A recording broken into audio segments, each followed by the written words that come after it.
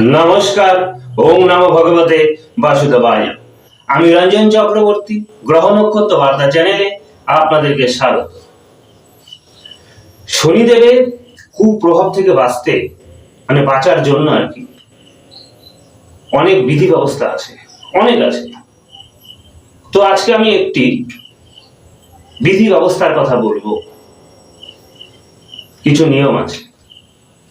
দেখুন, শুধু পুজো পাঠ করলেই শনিদেবের কুপ্রভাব থেকে বাঁচা যায় না। তার জন্য অনেক কিছু মেনটেন করে চলতে হবে, অনেক কিছু মানতে হয়। পুজো তো দেবেনই, কিন্তু আপনারা কি জানেন দর্শক বন্ধু, শনিদেব পুজোতে অবশ্যই খুশি হন, কিন্তু উনি তার চাইতে বেশি খুশি হন সততায়। অনেকেই আছেন, আমি কারণ নাম উল্লেখ করছি না, বিধি মেনে পুজো পাঠ করেন, অনেক কিছু মানেন, কিন্তু সততার অভাব। সততা বলতে দর্শক বন্ধু কি, শনিদেব একজন সন্ন্যাসী এবং আধ্যাত্মিক চেতনার কারক গ্রহ। উনি ধর্মকে যথেষ্ট মেনে চলে এবং ধর্ম আমাদের শেখায়। পুজো পাঠ করাই কিন্তু ধর্ম নয়। তো এবার আমি সততার কথা উল্লেখ করি। শনিদেব সবচাইতে বেশি প্রসন্ন হন দুস্থ মানুষকে যারা সাহায্য করে।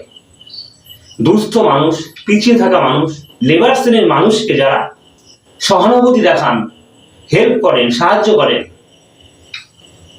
সাধ্যমতো সাহায্য করে দান করেন, বা যারা করে থাকে, তাদের প্রতি শনিদেব অতি প্রসন্ন হন। পুজোর চাইতেও, পুজোতে তো প্রসন্ন হয়।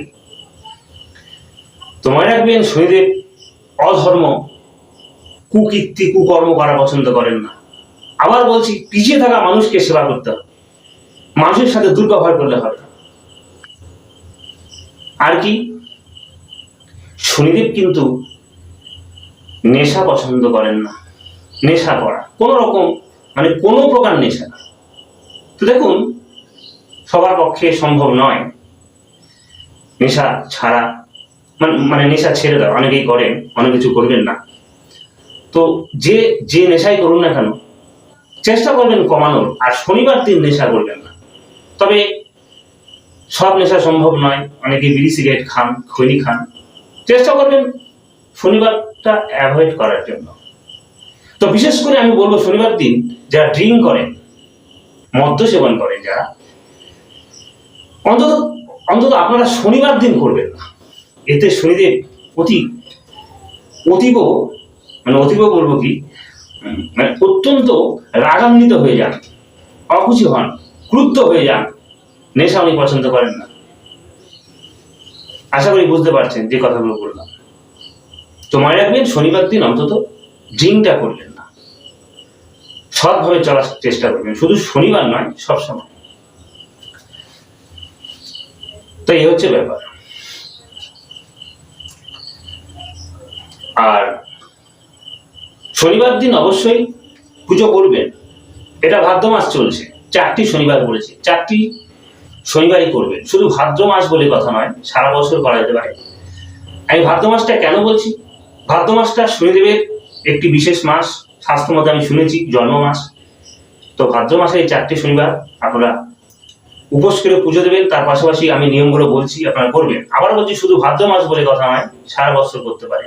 কিন্তু মনে রাখবেন, মেন হচ্ছে সততা। আর ড্রিঙ্ক করা যাবে না। ড্রিঙ্ক করা যাবে না বলতে শনিবার দিন করবেন। আমি জানি সর্বপক্ষে সম্ভব নয়, কিন্তু চেষ্টা করবেন যতটা পারা যায়। আর কি করবেন, এবার আমি বলি। এই ভাদ্র মাসের 4টি সোমবার আপনারা পালন করবেন। দেখুন, যাদের সময় খারাপ তারা তো করবেনই, যারা ভালো আছেন, কোনো সমস্যা নেই,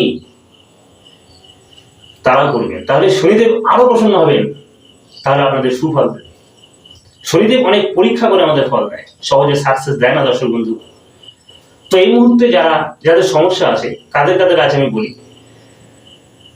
নেটাল চাটে, জন্ম চাটে আর কি, শনিদেবের অবস্থান খারাপ অনেক জায়গায়, কিন্তু মানে রাশিচক্রে বিশেষ বিশেষ কিছু জায়গায় বসলে শনিদেব নেগেটিভ হয়ে যায়, দুস্থান।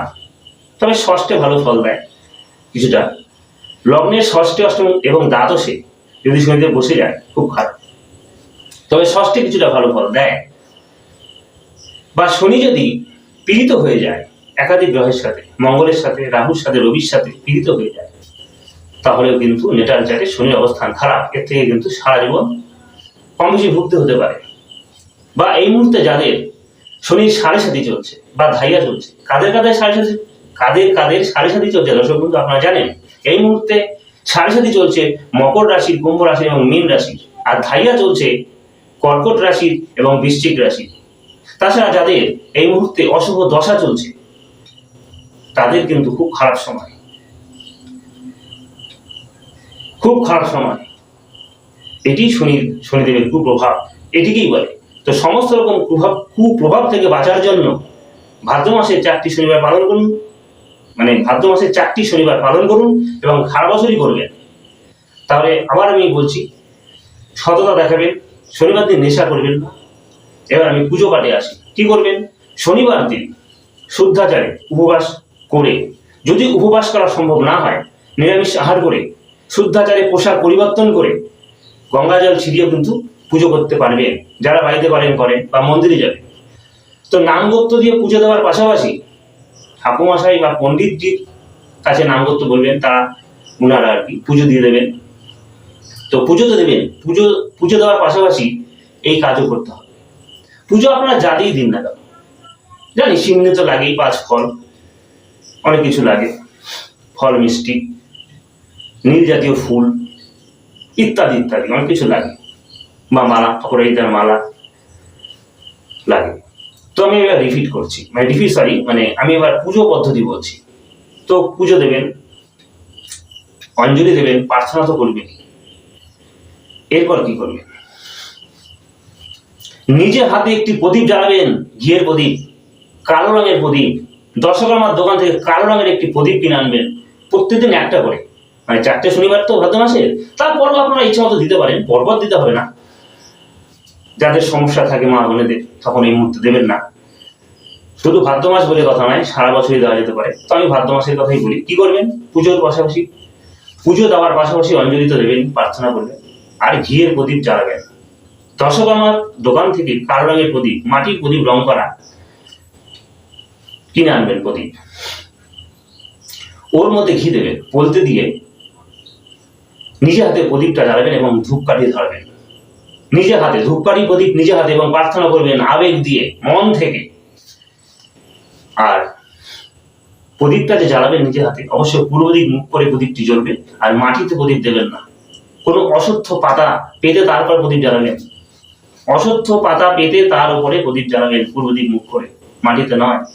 আর সবচেয়ে বেটার হতে পারে এই শনিবার দিন সন্ধ্যাবেলায়, যদি পুজো তো করবেনই, নিজে হাতে ওই প্রদীপটি শনিদেবের মন্দিরের সামনে তো জ্বালাবেনই পুজোর পর, যদি সম্ভব হয় ওখানে জ্বালালেন। বা ওখানে না জ্বালিয়ে যদি মনে করেন যে আমি একবার ওখানেই জ্বালাবো, ওখানে বলতে কোন জায়গায় আমি সেটা উল্লেখ করছি, কোনো অশ্বত্থ বৃক্ষের নিচে, বৃক্ষের গোড়ায় নিচে নিজে হাতে সন্ধ্যেবেলায়, ঠিক ভর সন্ধ্যেতে প্রদীপটি জ্বালাতে হবে। অবশ্যই পাতা পেতে, অশ্বত্থ পাতা, মনে রাখবেন, অশ্বত্থ, বট নয় দর্শক বন্ধু, অশ্বত্থ পানের মতো পাতা হয়, শীষ, আপনারা অনেকেই চেনেন। তো কেউ যদি চিনতে না পারেন, কাউকে জিজ্ঞাসা করবেন, বলে দেবে। শাস্ত্র মতে দর্শক বন্ধু, অশ্বত্থ বৃক্ষের নিচে নিজে হাতে শনিবার দিন ভর সন্ধে প্রদীপ জ্বালালে কি হতে পারে জানেন? অসম্ভবকে সম্ভব করা যায়, শনিদেব প্রসন্ন হবে, অতীব প্রসন্ন। সততা তো আছেই, মেন সততা। তবু বলছি, প্রদীপও কিন্তু যথেষ্ট, মানে প্রদীপ জ্বালানোরও অনেক গুণাগুণ আছে। তো অবশ্যই দর্শক বন্ধু, নিজে হাতে প্রদীপটি জ্বালাবেন, শনিদেবের মন্দিরের সামনে পুজো দিয়ে জ্বালাবেন, অথবা অশ্বত্থ বৃক্ষের নিচে সন্ধ্যেবেলায় প্রদীপ জ্বালাবেন। আর যদি একসাথে হয়ে যায়, অনেক জায়গায় আমি দেখেছি শনিদেবের মন্দির প্লাস অশ্বত্থ বৃক্ষ পাশাপাশি, তাহলে তো আর কিছু বলার নেই।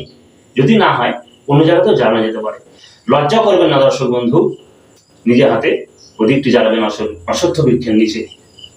শুনতে পারে, অনেক অনেক কিছু ভাবতে পারে, দেখতে পারে, বলতে বলুক। আপনার সাকসেস চাই, আপনার জীবনে সাকসেস চাই, আপনি কিছু চান তো, লোকে অনেক কিছু বলতে পারে। আপনি যদি আপনার লক্ষ্যে পৌঁছতে চান তাহলে এই পদ্ধতি অ্যাপ্লাই করুন। পুজো পাঠের পাশাপাশি যে প্রদীপ জ্বালানোর ব্যাপারটা, দেখেন আপনি কোথায় যান। আজকে করলে কালকে হবে না, সময় লাগবে। আবার বলছি, সততাও রাখবেন, দান ধ্যান করবেন, সম্মান করতে হবে, সৎভাবে চলতে হবে। শনিদেব যার মধ্যে সততা দেখে, সততা তাকে খুব তাড়াতাড়ি সাকসেস দেয়। শনিদেব সহজে সাকসেস দেন না। দর্শক বন্ধু, যদি আশপাশে বৃক্ষ না থাকে, অশ্বত্থ বৃক্ষ, বাড়িতে অনেকে আমি দেখেছি বাড়িতে টব লাগান, মানে টবের মধ্যে গাছ লাগান, অশ্বত্থ বৃক্ষ চারা, ওখানে করলেও হবে। মানে ওই অশ্বত্থ বৃক্ষের নিচেও প্রদীপ জ্বালালে হবে, যার যেটা সুবিধা হয় এইভাবে করবেন। আর দেখুন, সময়ের অপেক্ষা 6 মাস করে দেখুন না, অবশ্যই ভাদ্র মাস, এই ভাদ্র মাসে 4টে শনিবারও করবেন এবং 6 মাস করে দেখুন, দেখেন সাকসেস আসে কিনা। আসবেই। আমাদের কর্মের দেবতা শনিদেব। করুন।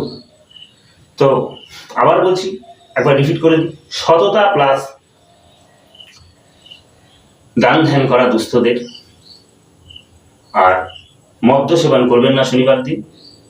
আর পুজো পাঠের পাশাপাশি অশ্বত্থ বৃক্ষের নিচে বা শনিদেবের মন্দিরের সামনে নিজে হাতে ঘিয়ের প্রদীপ জ্বালাবেন আর প্রার্থনা করবেন, ভালো করে প্রার্থনা করবেন। অবশ্যই আপনাদের মনের ইচ্ছা পূরণ হবে। আমি বলছি, মিথ্যা নয়, সব শাস্ত্র মতো বলছি আমি। দর্শক বন্ধু, কমেন্টে জানাবেন, তবে এখন জানাতে পারবেন না, সময় লাগবে, সমাজ পরে হলেও জানাবেন।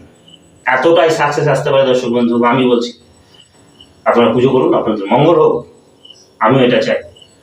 তো দর্শক বন্ধু, ভিডিওটি ভালো লাগলে অবশ্যই লাইক করবেন, কমেন্ট করবেন এবং সাবস্ক্রাইব করে সঙ্গে থাকবেন।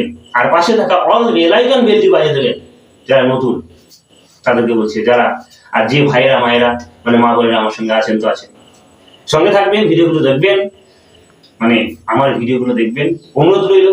আর অবশ্যই লাইক করবেন। আপনার একটা লাইক আমার ভিডিও করার প্রবণতাকে অনেক বাড়িয়ে তুলতে পারে। দেখবেন, কমেন্টে জানাবেন কিন্তু দর্শক বন্ধু, ভিডিও দেখার অনুরোধ রইল, দেখবেন। পাশাপাশি এটিও বলবো, যে কোনো সমস্যার জন্য কিন্তু আপনারা আমার সঙ্গে যোগাযোগ করতে পারেন। ভিডিওর নিচে এবং ডেসক্রিপশনে আমার মোবাইল নাম্বার দেওয়া আছে, ফোন করে আসবেন। তাছাড়া আমি অনলাইনেও কনসাল্ট করি, মানে বিচার করি, প্রয়োজনে যোগাযোগ করতেই পারেন। আজ এই পর্যন্তই, সবাই ভালো থাকবেন, নমস্কার।